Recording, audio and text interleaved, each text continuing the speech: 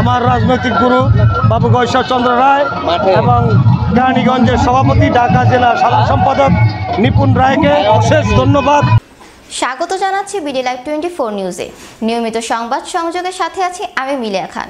এতক্ষণ শুনছিলেন সংবাদ শিরোনাম, এখন বিস্তারিত। বিসমিল্লাহির রহমানির রহিম।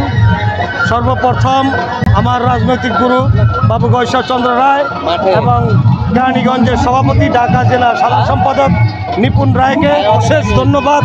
আজকে এই মেলা আয়োজন করেছে। এই মেলা নিয়ে আপনারা জানেন বিভিন্ন বিশৃঙ্খলা সৃষ্টি করার চেষ্টা করছে, নস্যাৎ করার চেষ্টা করেছে, কিন্তু তারা ব্যর্থ হয়েছে। এবং আমরা আজকে সুন্দরভাবে সবাইকে নিয়ে কেরানীগঞ্জবাসী যারা আছে, হিন্দু, মুসলমান, খ্রিস্টান, বৌদ্ধ, সবাইকে নিয়ে এই আনন্দ উৎসব আয়োজন করেছি। এবং আমরা সর্বদিকে লক্ষ্য রাখতেছি যে যাতে বাহিরের কোনো লোক আইসা এখানে বিশৃঙ্খলা সৃষ্টি করতে না পারেন।